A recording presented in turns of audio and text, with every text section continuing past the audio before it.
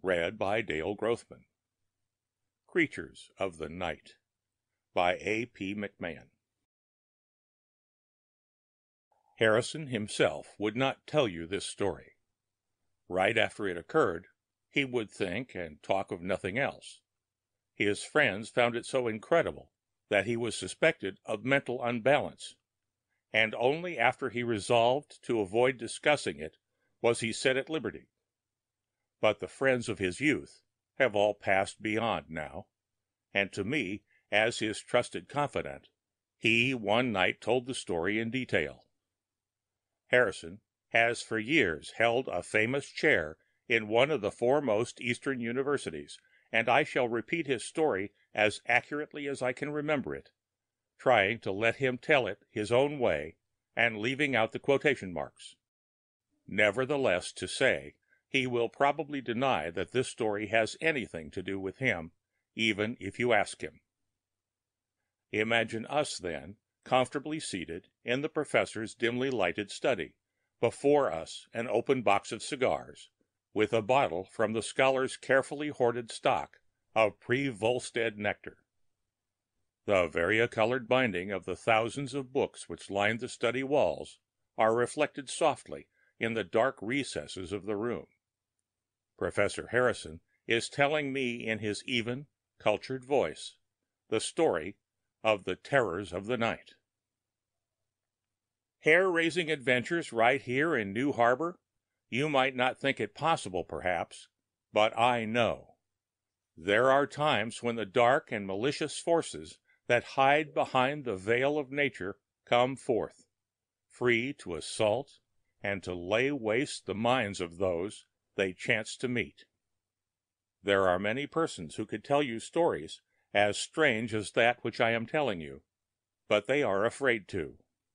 And those who have not had any such adventures are even more afraid that they may some night themselves meet such weird beings. Just as we put murderers and dangerous criminals in jail, or even execute them, so we thrust those who have seen the terrors by night into asylums and other institutions. By keeping out of the sight of those who have actually seen the terrors, we hope to deny their existence and forget them. I love the night. When you cherish the darkness and prefer it to the coarser glare of day, you are able to penetrate deep into what really is. Landscapes and buildings which by day are ugly and stupid, at night become beautiful and interesting. Have you never noticed that the same thing happens with people? Faces and forms that would never win a second glance on the street at noon become mystical and immersingly important as they vaguely move through the nocturnal shadows. The poetic and imaginative creations that spring from the brains of writers turn into realities and take visible form before our eyes. It was a calm night early in June, many years ago, when I suddenly awoke after a few hours' sleep. From my childhood days, I have been able to sleep soundly only after dawn, not before it. During the hours when the sun deserts its hemisphere, my thoughts race along eagerly, as they never do in broad daylight. I was as fully alive and awake as it is possible for a poor human being of ordinary flesh and bone to be. The air was miraculously still, and the trees outside the dormitory windows were as motionless and rigid as if they were enclosed in a dome of glass, or had been frozen stiff. That very day I had successfully passed my examination of honors. To be sure, I was never a student to whom learning comes easily. It was always a hard struggle for me to master a deep book, but I was resolved to be a scholar, and I had by dint of intense and prolonged study come out at the head of my college class. I need not tell you who have studied under my direction what degrees and honors have come to me since I concentrated in a field of science in which I am called by many of my colleagues the most learned of living men. That night, I repeat, I had come home from a little party of friends who had assembled to congratulate me on attaining the head of the class. It had been a very quiet party, after all.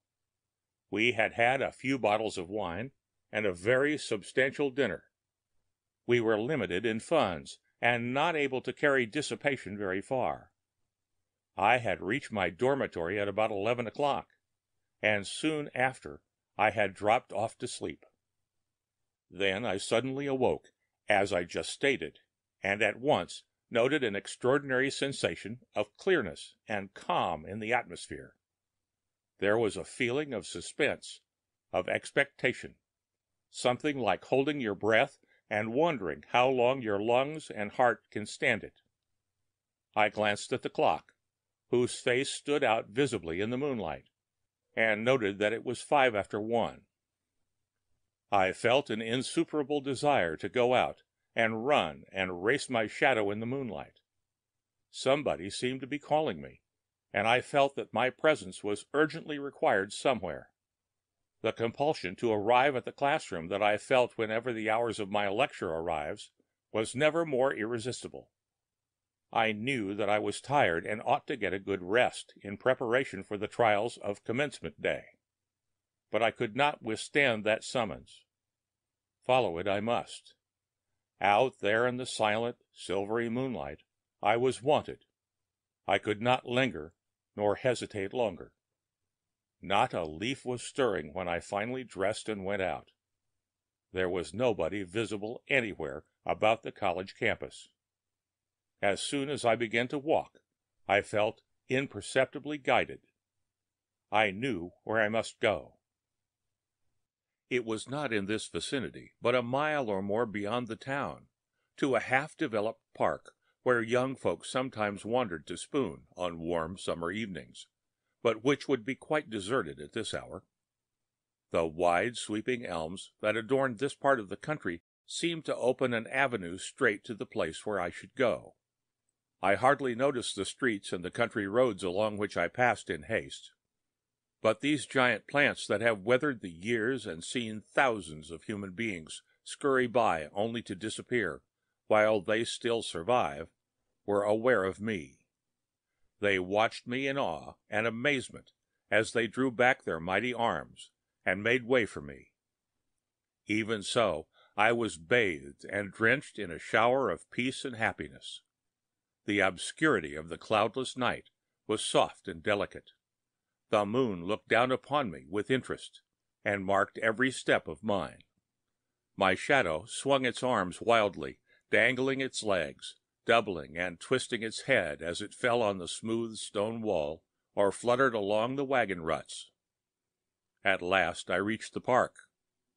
For a moment I stood undecided. In the distance I heard a sound. It was like the muffled, pleading groan of someone moaning in his sleep, filled with a strange, unknown distress whose nature we can only surmise. It must be there, I thought. All this time I was not afraid. I was protected and enveloped in an armor of confidence. No doubt something illuminating and potent would be revealed to me that night, though how or by whom I did not know. I hurried on. The spot whither I turned my steps was in a gully where the sand and clay had been washed out by a flood some years before, and the rough underbrush and bushes had never been able to hide the yellow and red undersoil that gleamed through the thick surrounding sod like a bleeding wound.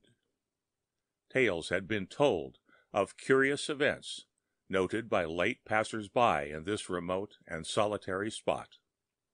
The headless body of an unclothed infant had been found there one morning. It was said that unsuspecting lovers loitering here had several times seen a headless, childlike form feebly stretching out its arms to them in the moonlight, a sight from which they had fled away in terror. But after the flood, which had torn out the scarred hillside, a tiny skull had been discovered and decently buried, after which nothing unusual had been observed. probably because the spot was avoided. While I had been somewhat interested in the supernatural, the subject was only slight importance in my studies, and I had reserved it for leisurely reading at some vacation period. I neither believed nor disbelieved at that time, and I was not afraid. It was rather darker than elsewhere at the entrance to the glen. My foot slipped several times as I cautiously descended its sloping sides. When I reached the bottom, I was disconcerted to note that even the grassy plains of the park had become gloomy. Although I had seen not a single cloud in the sky to threaten the moon's dominance of the heavens, something had happened.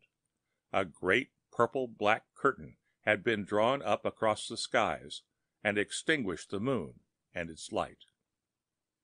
In the midst of this gully there was a battered trunk of an elm that stood almost overturned, with knotted and twisted roots, some interlaced and twined like the snakes in the head of Medusa, some pathetically projecting like the stumps of a maimed and crippled human form. As I slipped and staggered among the roots and stumps, I was suddenly stopped. My foot was caught, jammed in between the roots, I supposed, and I attempted to pull it away. But I could not disentangle myself, so I stooped down to get a nearer view.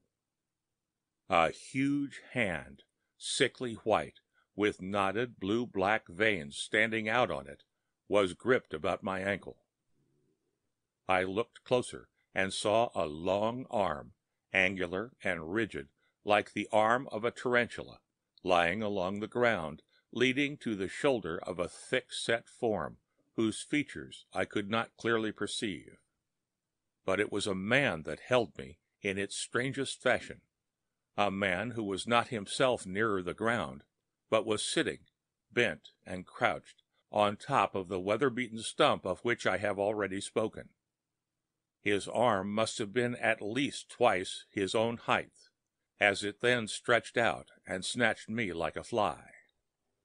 And then the arm began to draw me toward him, the arm gradually disappearing into his shoulder as the tongue of an ant-eater is sucked back into its mouth. I attempted to break the hold of this long bony arm that held me prisoner. My efforts were in vain. Kicking, beating, and struggling, I was dragged relentless over the uneven ground to the very base of the stump. There I lay for a moment exhausted, too surprised and shaken to know what I ought to do next.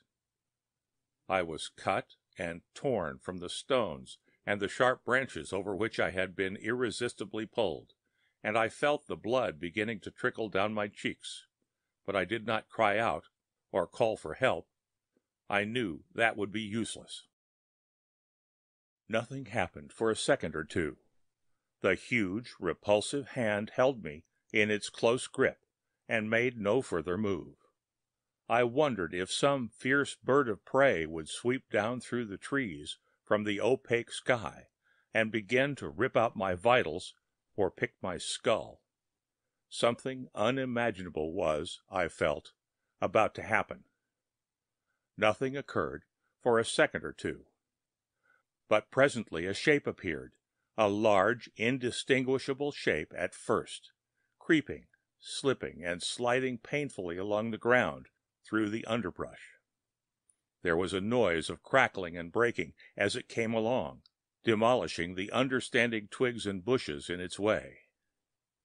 It progressed like a sloth, its head close to the ground, parting as best it could, clumsily and awkwardly, the undergrowth in front of it. The thing was large and round, and when it drew near enough I saw that its nails were long and sharp, like those of a bear, and although its hands were calloused and gnarled, they looked human. Over its face hung a thick curtain of tangled, meshed hair. Its whole body was a mass of hair, matted with leaves and mud. As it came near, the repugnant being lifted its head, shaking back the hairy mane.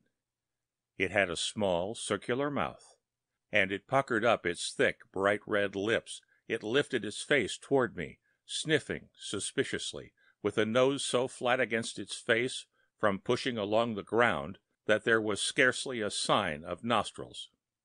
I gazed fascinated and looked for its eyes. It had a slight trace of a forehead, but eyes there were none. I had been so terrified by this strange monster that I did not at first observe that still another being had approached me. It was coming from behind the tree stump, but I had seen enough to know that the unbelievable thing that crawled along the earth on its belly was, or had been, human. The third being then came nearer. It was tall and slender, moving with gentle grace, like a tall flower swaying in the wind, while the other two were of an odd hue, like the bark of a storm-stained tree. This was a pronounced green. The point that interested me most about this creature was its face. It was calm and dignified. I could see it clearly and definitely, although everything else was veiled by mist and damp, penetrating gloom. Her eyes were downcast, and a smile lingered on her lips, so faintly pink, although her cheeks were pale and transparent, as if they were molded of wax. This was a real human being, I thought. She seemed to be unaware of me.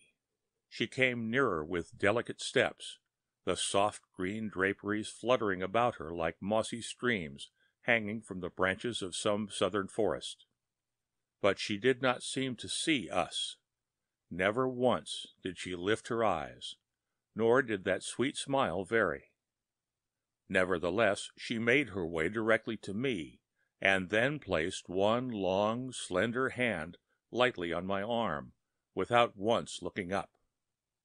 With the other hand she made a gesture as if to arrange her flowing hair or smooth her pale, waxy cheeks.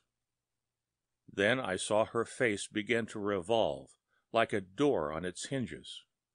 Her delicate, beautiful hands opened her waxy face as one might the door of a clock.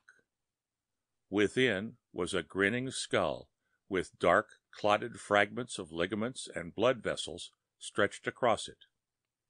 Consciousness left me then. For days I seemed to lay buried beneath the waves, miles and miles below the water, and from time to time I was gently cradled as the vast masses of ocean bed imperceptibly rose and fell. Once I came to, and seeing nothing in the darkness, I pressed my fingers close to my eyes. They were warm and smelled salty. They were covered with sticky blood. Whether my own or that of another, I could not tell. One morning, months later, as soon as I found out, I awoke to find that the sun was streaming in through the half-open window, and the curtains were making fluttering patterns of light on the bedspread. Some people came in, and I tried to tell them exactly what I had witnessed and been through, but they only looked pained and disturbed. I was surprised to find the weather so very warm, and at last discovered that summer was well advanced into August. One day a classmate, of whom I was very fond, came to see me, and I told him what had happened. He listened quietly and sympathetically to what I said. "But take it from me," he commented, "they will keep you locked up here as long as you think and talk about that. You and I know how strange and how evil those vile beings are that come abroad at intervals in the night. But I advise you to do all you can to forget them, and say nothing more about them to anybody." I have kept his advice. Few besides myself have ever heard me speak of it. But I am just as sure tonight, years afterward, as I am of those books and bottles, that what I saw and felt that night really exist. The end of Creatures of the Night by A. P. McMahon.